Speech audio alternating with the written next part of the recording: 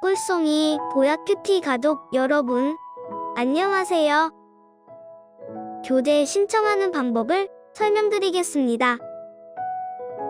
첫 번째, 이 영상의 맨 첫 번째 댓글을 보시면 주소 링크가 있습니다.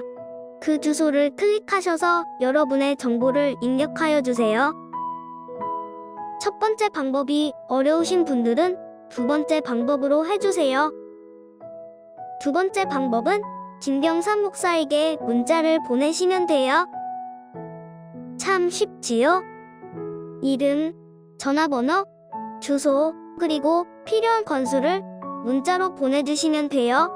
보내실 곳은 010-8923-6135입니다.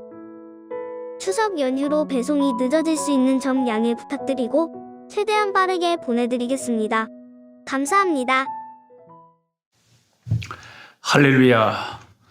우리를 창조하시고 우리를 구원하신 삼위일체 하나님을 찬송하고 주께 영광 돌리고 납니다. 하나님 말씀을 공부하는 꿀송이 보약 큐티 시간입니다. 오늘 한국 시간으로 2021년 9월 21일 화요일 말씀 공부 시작합니다. 오늘은 오바댜 1장에서 요나서 1장까지 이 말씀을 공부하겠습니다. 제가 말씀 공부하기 전에 그 동영상 짧은 거 하나 보고 했으면 좋겠는데 제가 동영상을 이렇게 보다 보니까 어느 한 그리스도인 가정에 손자 손녀들하고 같이 예배합니다. 하나님을 예배합니다. 그것이 참 은혜스러워서 제가 반복해서 오늘 아침에 듣고 이런 예수 잘 믿는 가정이 그래도 한국에 여기저기 다 숨겨져 있구나 싶어서 우리 가족들도 다 이렇게 어린아이들까지 우리 하나님을 예배하고 경배하는 그런 가족들 되기를 바라서 이 동영상을 함께 잠시 보고 말씀을 공부하겠습니다. 나는 하나님을 예배하는 예배자입니다.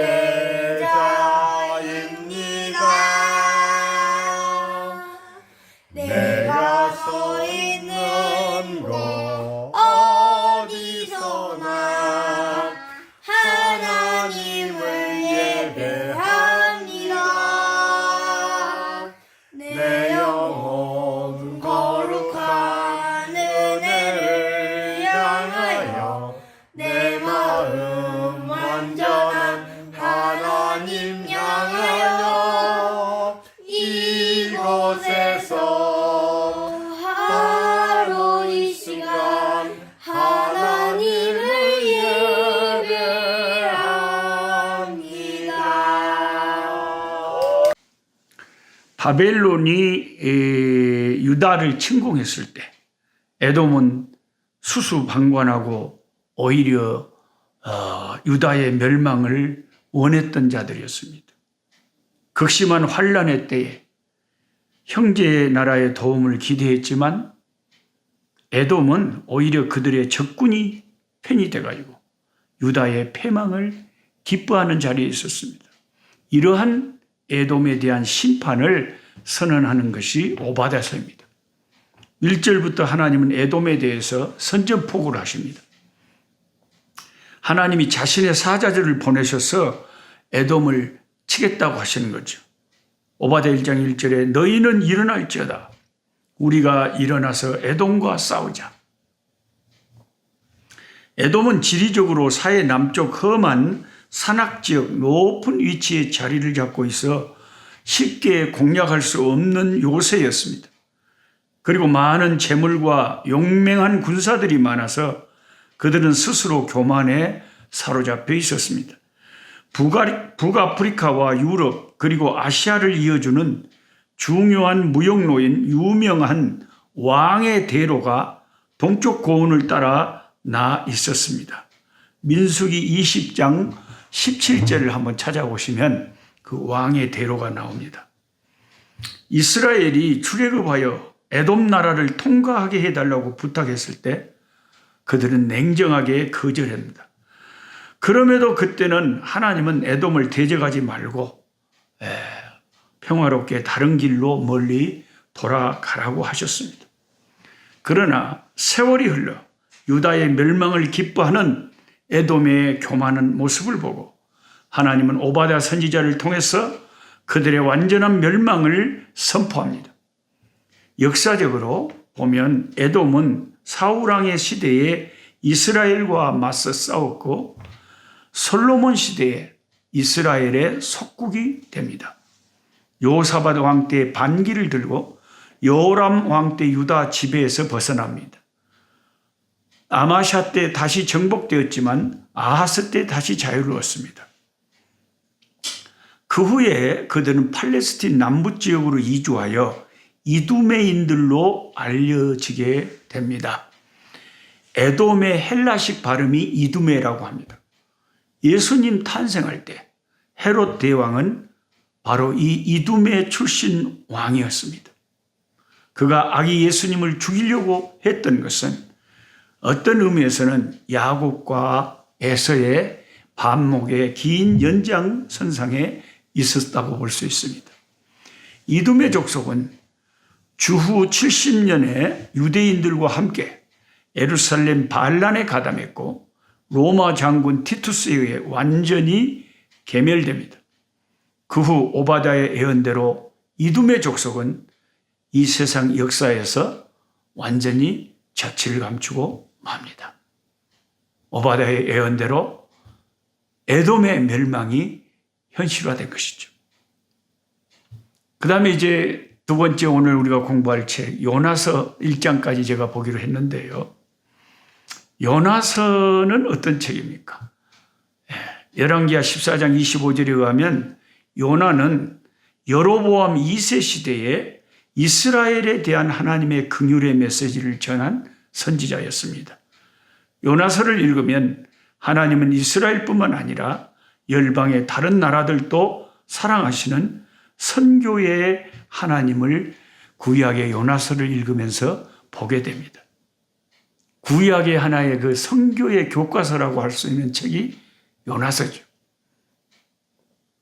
하나님은 한국도 사랑하시지만 북한 사람들도 불쌍히 여기시고 일본도 사랑하시고 세계 모든 열방을 아프리카도 유럽도 다 사랑하시는 하나님이심을 우리가 알아야 됩니다.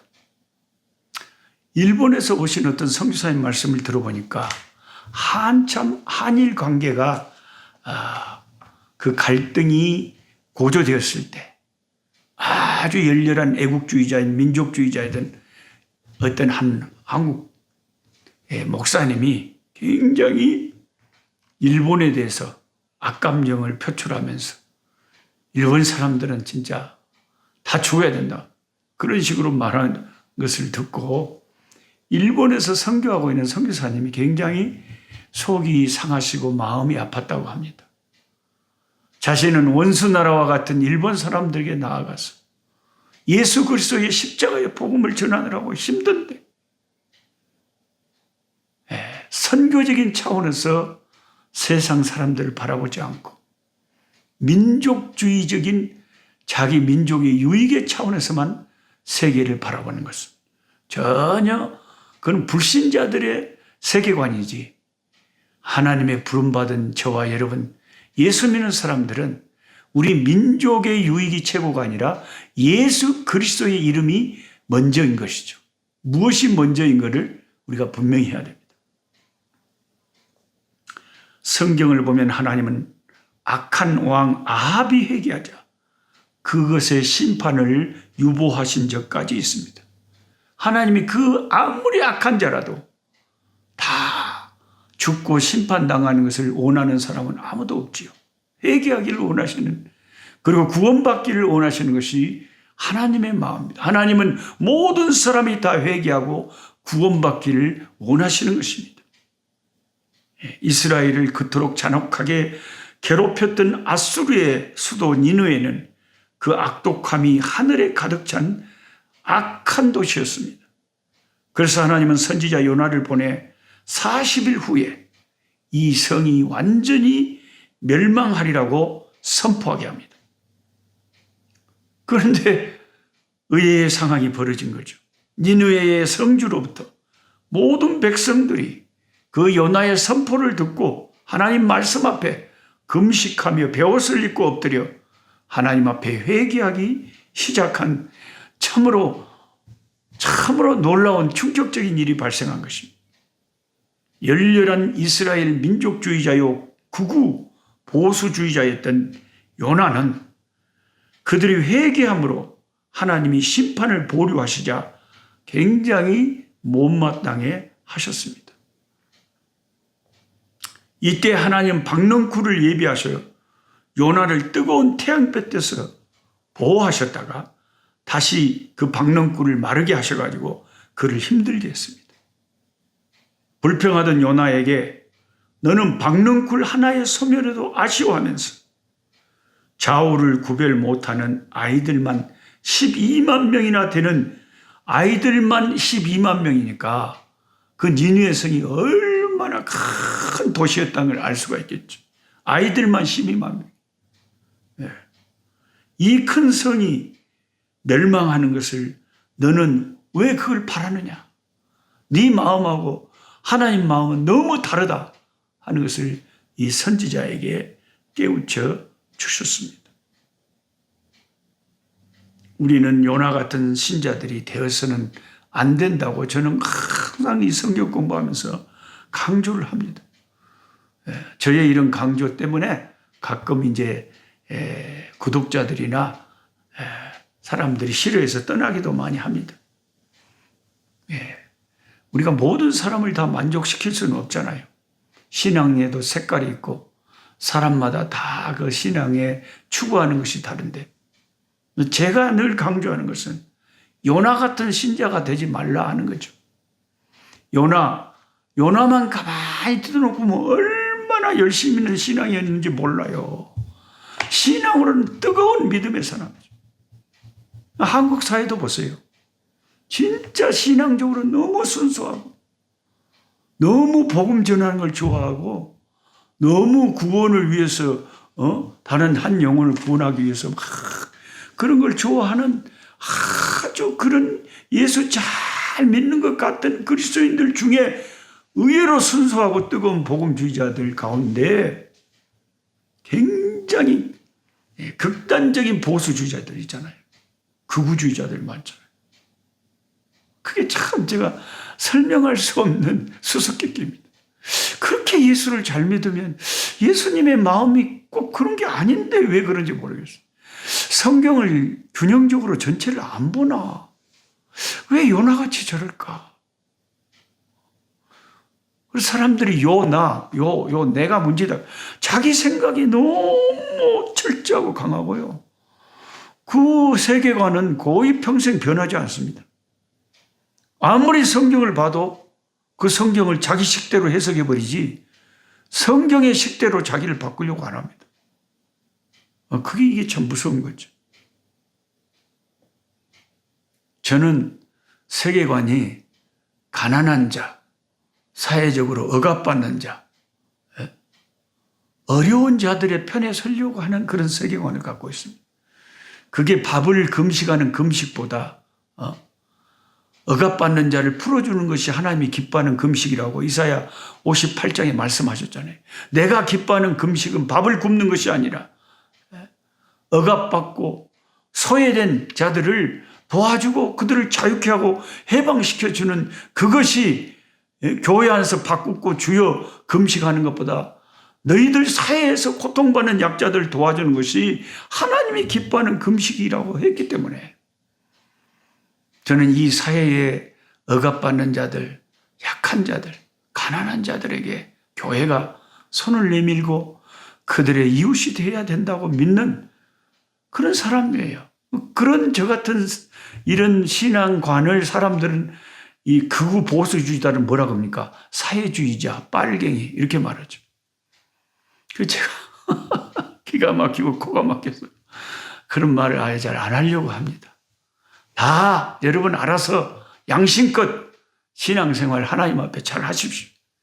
중요한 것은 주님 앞에 섰을 때 주님이 내가 살아온 모든 삶에 대해서 철저하게 심판하시고 상급 주시고 검증하신다는 거예요. 그거 생각하면 오래 저는 가슴이 떨리고 무섭고 주님이 두렵고 부끄럽고 십자가 뒤에 나를 숨고 오직 십자가의 피로 날 씻겨주시고 주님 기뻐하시는 주님이 정말 원하시는 삶을 살 수 있도록 나를 도와주십시오. 부족합니다. 넘어집니다. 깨지고 자빠지기 잘합니다. 주님 나를 지켜서 주님 기뻐하는 삶을 살게 하여 주옵소서. 그런 마음만 간절한 거죠. 그래서 저는 저랑 같이 성경 공부하는 여러분들이 꼭 노록수 목사처럼 그런 세계관을 가지라고 강요하기는 싫습니다. 사람의 생각도 사람마다 다 자유롭고 완전히 이게 스펙트럼이 넓어서 자에서 우까지 다 사람마다 생각이 다르고 추구하는 가치관이 다르기 때문에 그래서 그것은 여러분이 자유롭게 극단적인 보수주의자가 되든 극단적인 자유주의가 되든 다 그것도 주를 위해서 예수님을 위해서 나름대로 이게 주님이 가장 기뻐하는 뜻이라고 생각하기 때문에 그런 줄 압니다. 그래서 저는 항상 가난한 자, 약한 자의 편에 서려고 하는 것이 성경적인 가치관이라고 믿기 때문에 권력이 있고 힘 있는 자들 편에 서기보다는 약한 자, 억눌린 자들 편에 서려고 하는 거죠. 그런 것을 추구한다고 여러분이 빨갱이라고 한다면 그런 말을 들어야 뭐 마땅하죠. 뭐 어떤 말인들 못 듣겠습니까?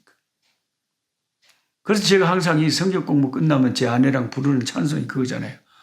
약한 자 힘주시고 강한 자 바르게 추한 자 정케함이 주님의 뜻이라.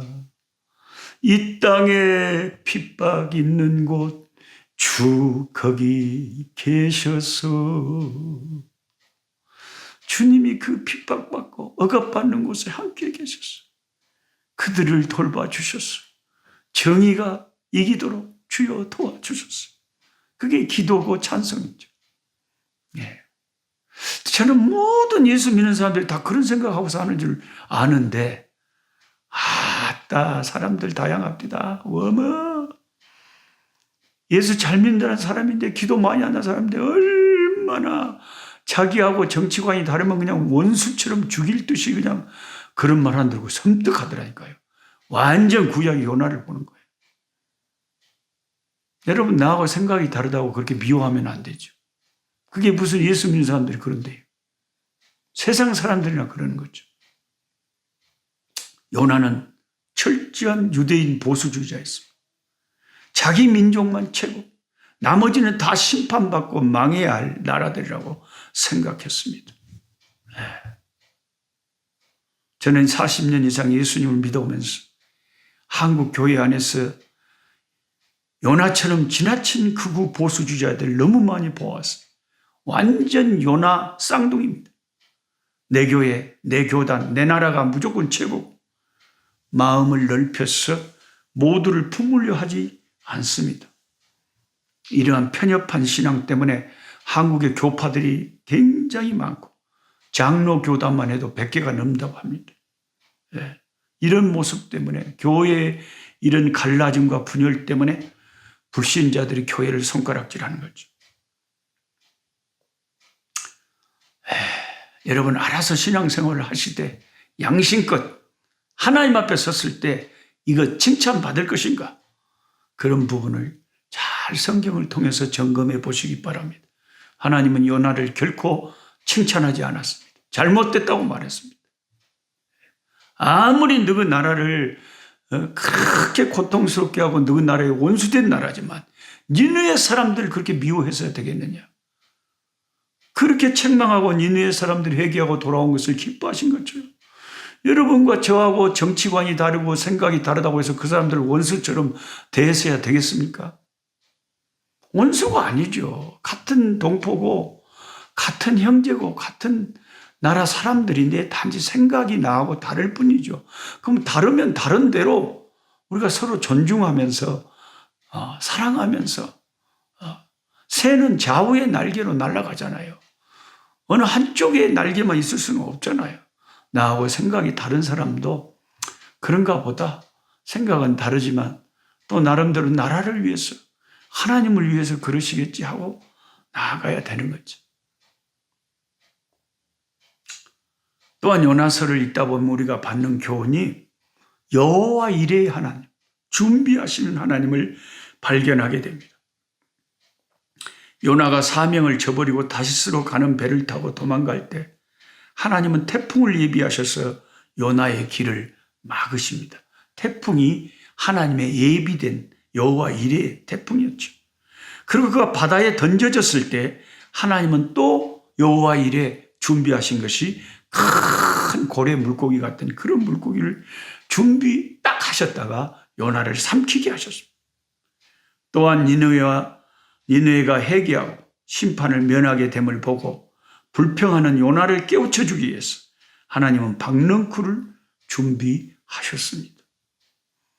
저와 여러분의 인생에도 이와 같이 하나님은 준비하시는 여호와 이레의 하나님이심을 우리가 믿어야 되겠습니다. 제가 아들이 시방 큰아들이 한국 나이로 36살이고 그 둘째 딸이 34살인데 우리 하영이 하은이가 아직도 언제 결혼을 할지 이 아버지의 마음을, 이 애비의 마음을 참 답답하게 합니다만 이런 성경을 읽으면서 저는 은혜를 받습니다. 여호와 이레 하나님이 준비하셨을 거야. 하나님이 준비하신 사람이 딱 준비되어 있다가 때가 되면 가장 적절한 때에 하나님이 예비하신 그때에 다 나타날 줄 믿습니다.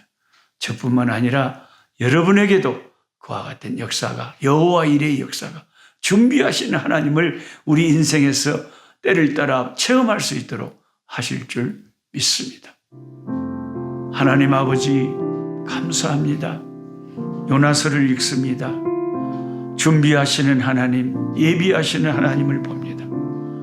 또한 철저한 극수주의자, 보수주의자인 요나에게 그를 깨우치기 위해서 하나님은 요나는 니느웨가 망하기를 원했지만 그래서 그곳에 가는 것까지 싫어하고 반대로 도망가고 어쩔 수 없이 다시 가서도 심판을 선언하고 회개하라고 했지만은 설마 그들이 회개할까 그는 기대하지 않았던 것을 봅니다.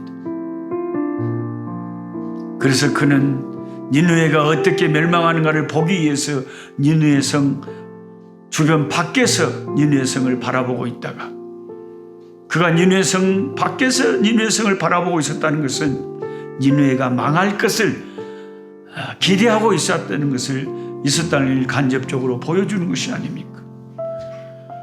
요나의 생각과 달리 하나님은 니느웨를 회개를 보시고 그 성을 살리셨습니다. 이것이 우리가 섬기는 하나님의 마음임을 우리가 깨닫게 하시고 내가 생각할 때 원수 같은 사람들이라 할지라도 미움으로 치닫지 않게 하시고 그들도 회개하고 다 하나님을 믿고 하나님의 긍휼의 자비의 은총을 받을 수 있는 사람들이 되도록 기도하며 나아가는 것이 그리스도인들의 바른 마음인 줄, 바른 태도인 줄 믿습니다. 요나서를 읽으면서 많은 사람들의 생각이 바꾸어지게 하옵소서. 북한을 무조건 무력 통일해야 된다고 아예 설교 단상에서 사람들을 부추기는 사람들도 있습니다. 하나님, 북한의 백성들이 무슨 죄가 있습니까?